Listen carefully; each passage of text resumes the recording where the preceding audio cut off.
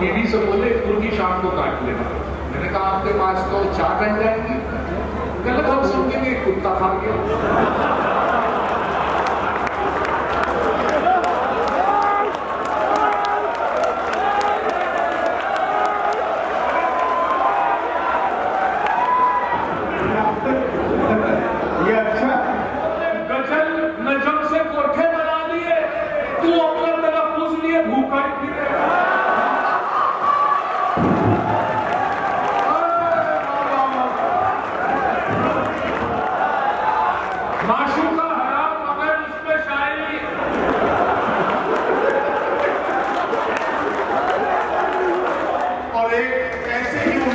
बातें करने का आदि शायर आपके बीच पेश कर रहा हूं।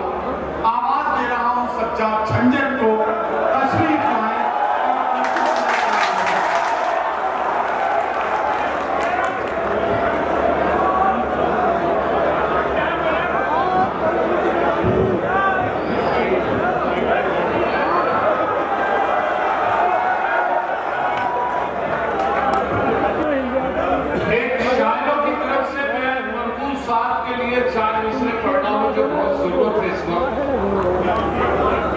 तमन्ना है गुलाबों से मैं उलझूं, तमन्ना है गुलाबों से मैं उलझूं, चमेली के भी साए चाहता हूं। तमन्ना है गुलाबों से मैं उलझूं, तो चमेली के भी साए चाहता हूं, और मोहब्बत प्यार की 2-4 गजलें, फिर उसके बाद चाय चाहता हूं।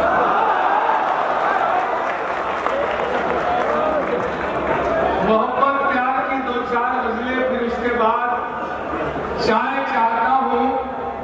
मुशैरा भी अपने उस जनसीमा पर नहीं आया है, उस आगाज पे नहीं, क्योंकि हमारे शोरा इकराम बहुत ही खूबसूरत आज की ये महफिल बैठी हुई है और बहुत अच्छे शोरा इकराम बैठे हैं। वरना हालत तो यह है, 2 मिसरों में पेश कर रहा हूं कि जिनका रिश्ता ही नहीं कोई शिक्षा के साथ, जिनका रिश्ता ही नहीं कोई शिक्षा के साथ, ई शायर ऐसे बड़े ई रिक्शा के साथ,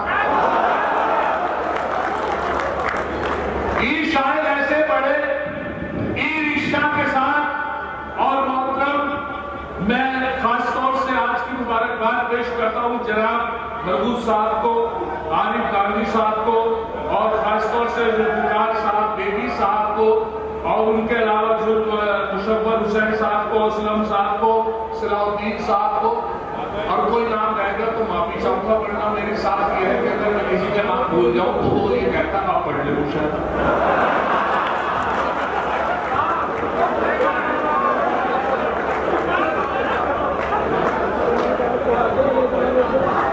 तो जिनका नाम मैं से चूक हो गई है मैं उनसे माफी चाहता हूँ। मैं तकरीबन 8 साल से हाजिर हो रहा हूँ आपकी खिदमत में। बिजनौर मेरे लिए उतना ही जरूरी है, यही से मैंने शुरुआत की थी, सज्जाद से झंझट बना हूं।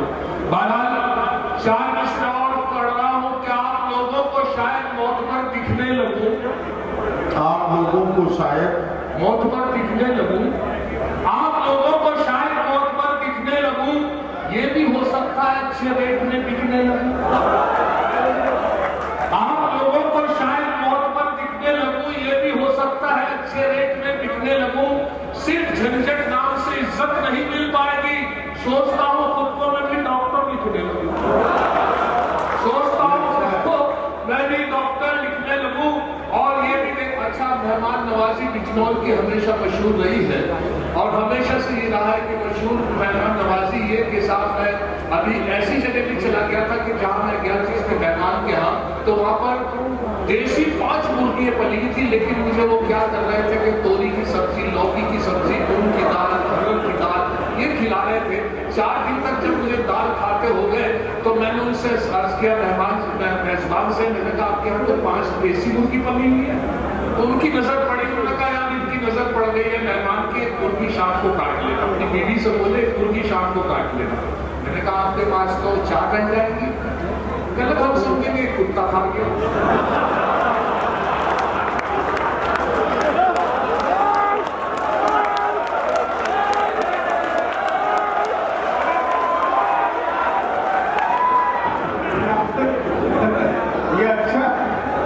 जो थी उनका तलफ़ुज़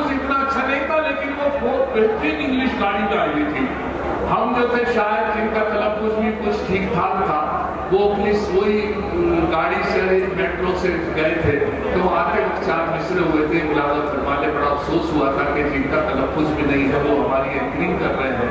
टीवी हो, रेडियो हो या हो कोई मुशायरा, टीवी हो, रेडियो हो या कोई मुशायरा, सबको मिला है काम, तू सूखा ही फिरे।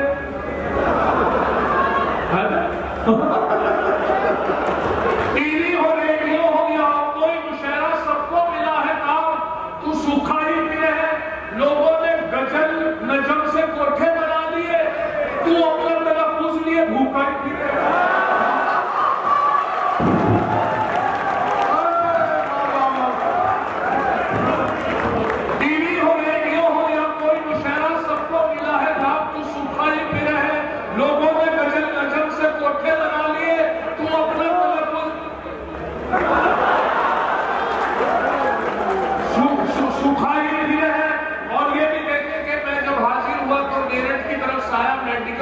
बहुत अच्छे शायर हैं मेरठ के, वो एडमिट थे,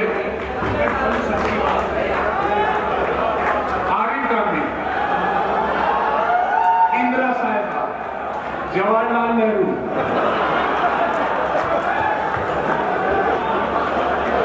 असलम भाई मेरे बहुत अजीज।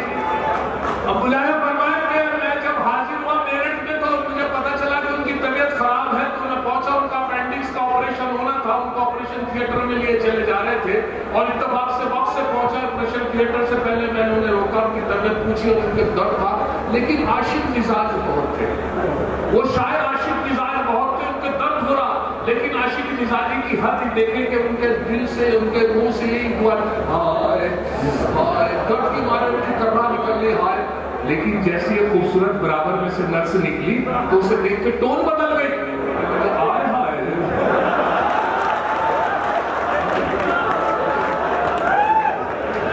अब यहां से 4 मिसरे सुने।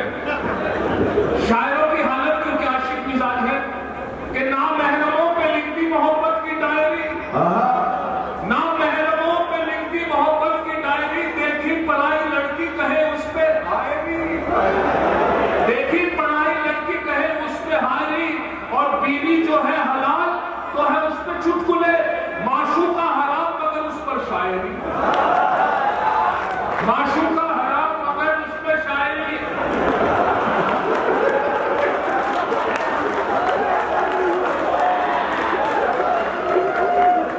माशूका हराम मगर उस पे शायरी। और यहाँ पर बैठे हुए मेरा ख्याल से अभी जब अनाउंस हुआ था, जिनका इस्तेमाल किया था, एडवोकेट्स बहुत है यहाँ पर माशाल्लाह, और प्रशासन के लोग भी बड़ा, हमारे सब लोग बैठे हुए उनकी इबादत के लिए मौजूद हैं। मैं यहाँ से 4 मिसरे उनकी नजर कर रहा हूँ इंशाअल्लाह। कि एक दिन कर बैठा जुर्म इश्क में, एक दिन कर बैठा जुर्म इश्क में, अपनी थाने में हजामत हो गई। ओहो वाह। एक दिन कर बैठा जुर्म इश्क में, अपनी थाने में हजामत हो गई, इत्तफाकन जज भी था आशिक मिजाज, इसलिए मेरी जमानत हो गई। एक दिन कर बैठा जुर्म इश्क में, अपनी थाने में हजामत हो गई, इत्तफाकन जज भी था आशिक मिजाज, इसलिए मेरी जमानत हो गई। और मेरे बेबी भाई, अच्छा बेबी नाम बहुत अच्छा है, चाहे 100 साल हो जाए फिर भी बेबी।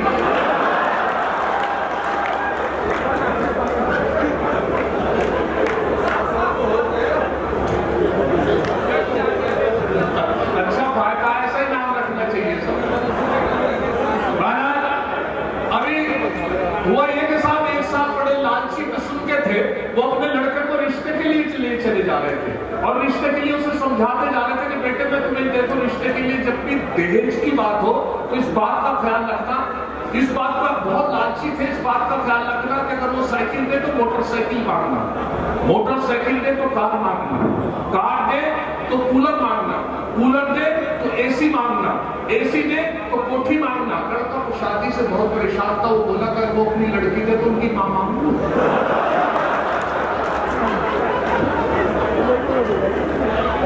बुलाना फरमाया कि शादी बिहार का खेल मुकद्दर का है झंझट। अच्छा शादी बिहार का खेल मुकद्दर का है झंझट, ये किसकी बद्दुआ थी मेरे आंगन में आ पड़ी। शादी बिहार का बद्दुआ थी मेरे आंगन में आ पड़ी, और उसने जो मारी आंख तो ये हादसा हुआ, पत्थर की आंख थी मेरे दामन में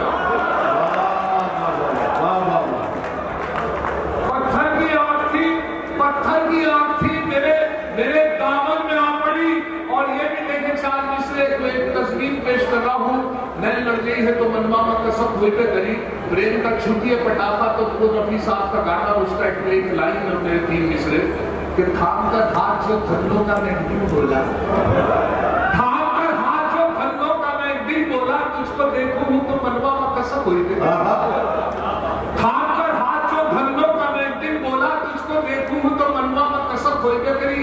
मुंह पे झापड़ जो पड़ा, गूंज उठा कानों में, प्रेम का छुटिए पटाखा तो धमक हुई पे, प्रेम का छुटिए पटाखा तो धमक हुई पे करी। मेरे बहुत अच्छे अजीज अभी फारिग हो गए देवबंद से, और देवबंद से जब फारिग हो गए तो मेरे मुफ्ती की डिग्री, उनको मुफ्ती की डिग्री से फारिग हो गए, और जो मुफ्ती की डिग्री से फारिग होकर मुझसे मुलाकात हुई तो मैंने उनसे कहा दोस्त होने के नाते कि हजरत मेरे दिमाग में बहुत दिनों से को मशवरा करना था, एक जहन में सवाल है, वो बताइए, पूछिए। मैंने कहा अगर कोई आदमी वुजू से हो, पूरी वजू से, और वो बाजार से जा रहा हूँ किसी गैर महरम के हाथ लग जाए तो क्या वजू टूट जाएगी? वो बोले कि मैं समझा नहीं। मैंने कहा हजरत अगर वो आदमी पूरी वजू से हो और किसी गैर औरत के हाथ लग जाए तो वजू टूट जाएगी? कहते वजू हाथ पैर टूट जाते।